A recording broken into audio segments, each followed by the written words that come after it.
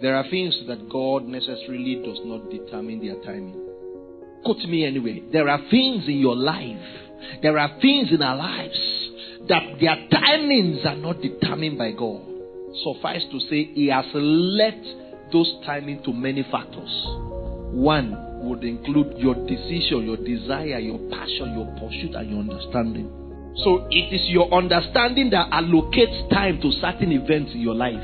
It is your understanding. It is your desire. Do you know that you can desire not to go to school now and desire to make money now, then go to school later? So it is your desire that has apportioned time to certain events in your life. It is not God. He has left those timings to certain factors.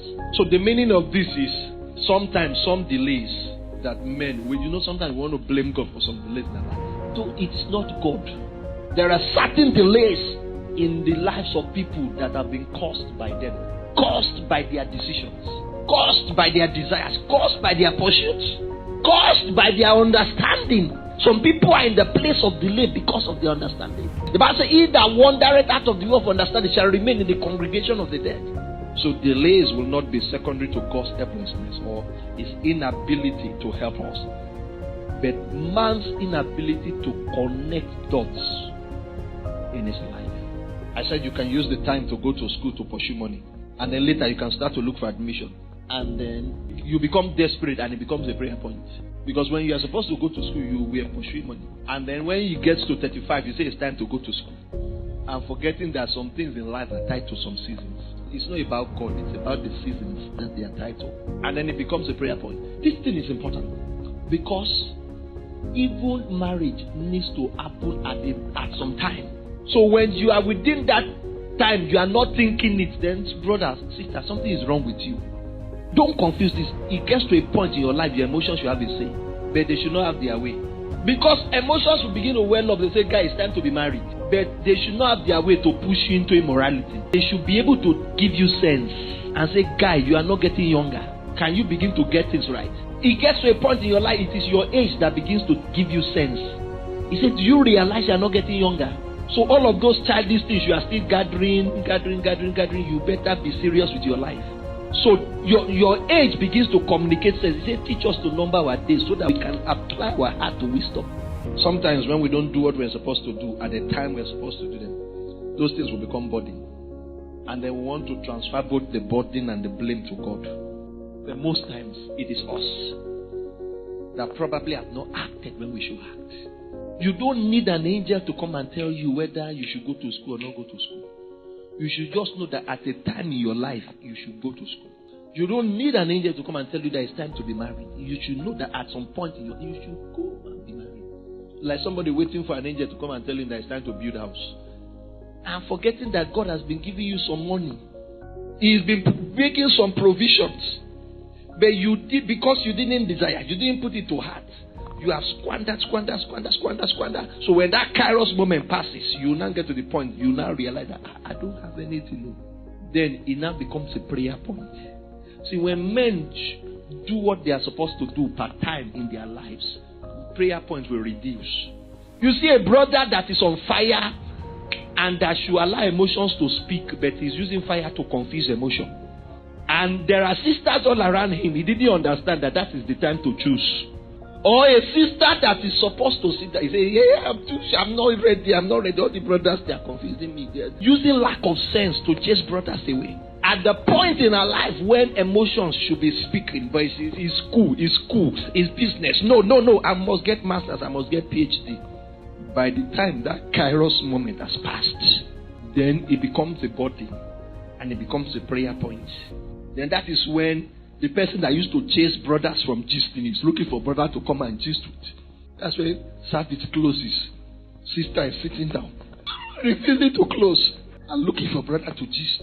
There was a time gisting should have taken place and things should have taken place. Do you understand? It's looking foolish, but this is sense. You see, when a man or a woman who is supposed to be married and does not consider it to be an agenda for many reasons, age will begin to tell. But he read something that I wrote down, Isaiah 34:60. He said, none shall lack their meat. That's your word. That's if you can hold to that word. I want you to know that the time you get married is not the time, it's not a divine timing. It's the one you are appointed. By the time you are in your 20s, you should begin to get your life in order. That's the truth. Whether you are in school, whether you have money or you don't have money, whether you're a brother or you're a sister, you say it's God that is going to give me the time. When it is time, I understand. There was a time in my life, even God was telling me, guy, go and get married. Everything you can accomplish as a single, you have accomplished. Go and get married. But you see, we say, it's time.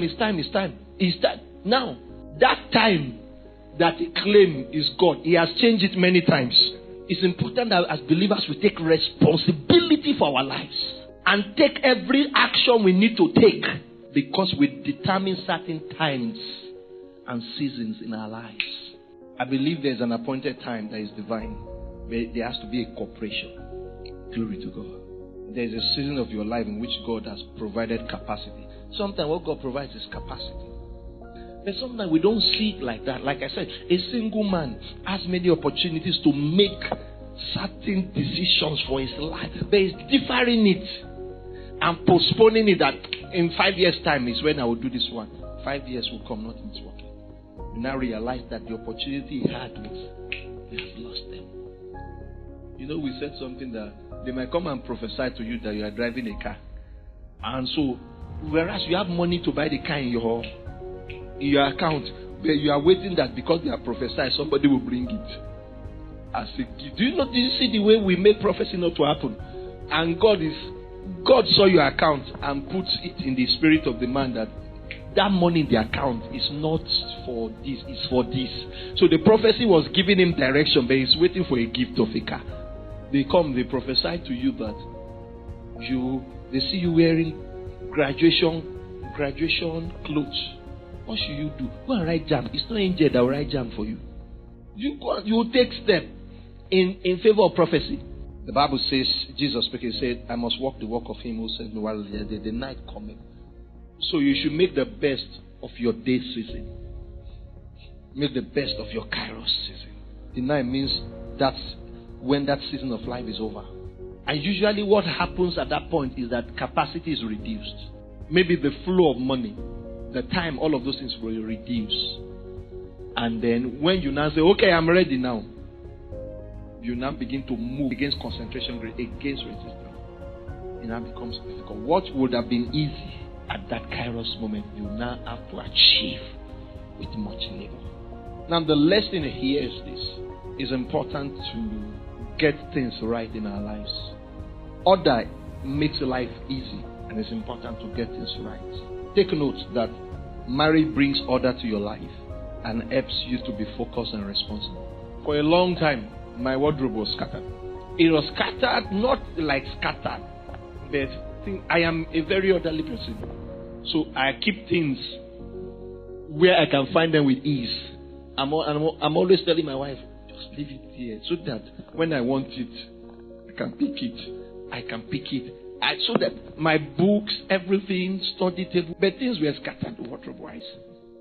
Because some of the laundries that have been done were just there. I have not packed them. Then one evening, I just sat down and tried to arrange everything. The vests, the singlets, the boxers, the church clothes, the work clothes, the native, everything, the socks. Paired the socks. This one is with this one is with this one. The next day, the life was easy. I just went and pick this one. That is how it is when you order your life. It brings ease. And that's one thing marriage does for you. It helps your life to be ordered. Order brings ease. Some people are scattered everywhere. They are everywhere. They end up being nowhere. You think it is ministry, it is impact. You are here, you are in Sokoto today, you are in Maiduguri tomorrow, you are everywhere. And we are not even seeing the fruit of all of those everywhere.